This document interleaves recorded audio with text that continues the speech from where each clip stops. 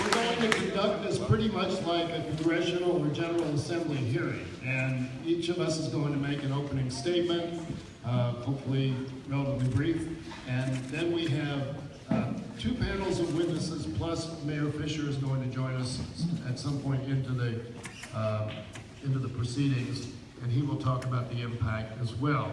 So a little bit of background. Both in Washington and in Frankfurt, the progress we have made in providing quality, affordable health care for our fellow citizens is in jeopardy. As we know, in Frankfurt, Governor Bettman has already dismantled our Exchange Connect, which was a model for the country, has made navigating the purchase of insurance much more difficult for Kentuckians.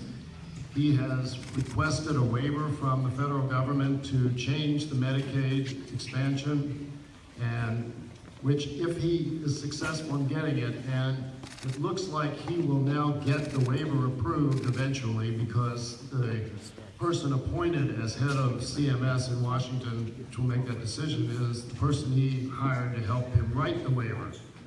So the bad news is that the waiver, if approved, will immediately result in about 75,000 people losing their coverage.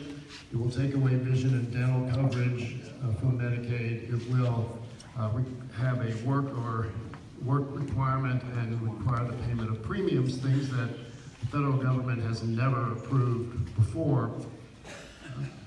If he doesn't get the waiver, he has said that he will, by executive order, rescind the Medicaid expansion, which would immediately cost 440,000 Americans Kentuckians their coverage. So that's the threat in Frankfurt.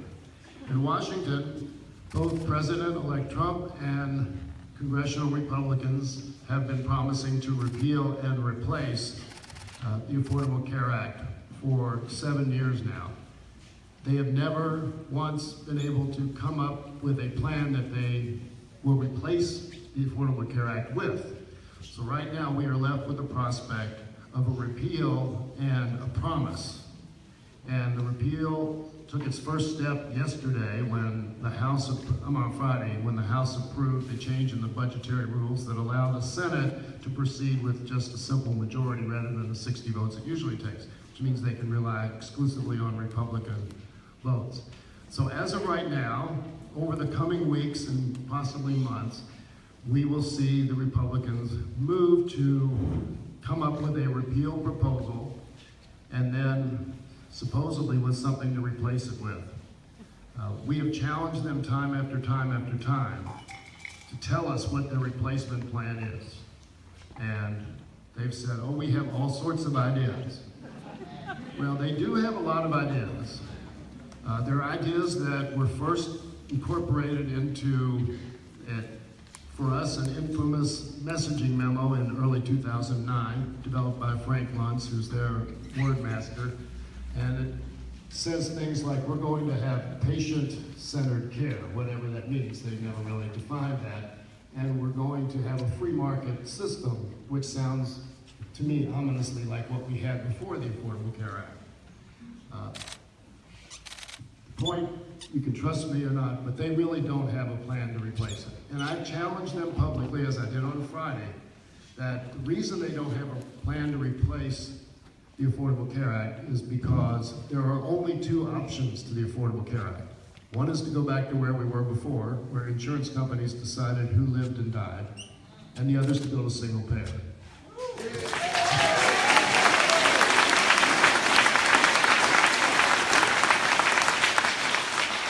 Which I would love to see us consider. But there really aren't any more options, and as my son wrote, and I've got a shameless self-promotion here for Aaron, if the Heritage Foundation and the Cato Institute and the Club for Growth and the Koch brothers and all the other conservative think tanks have not come up with an alternative proposal by now, there isn't one. So given that, given my extreme skepticism that there is a replacement plan around. We are faced with the prospect of a repeal of a program which has not only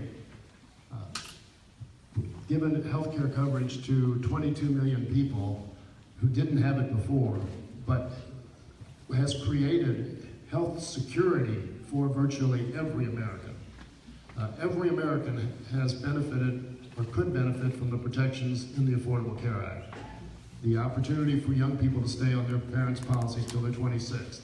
What's called guaranteed issue, so that no matter what your health history, pre-existing conditions, you have to be able to buy insurance.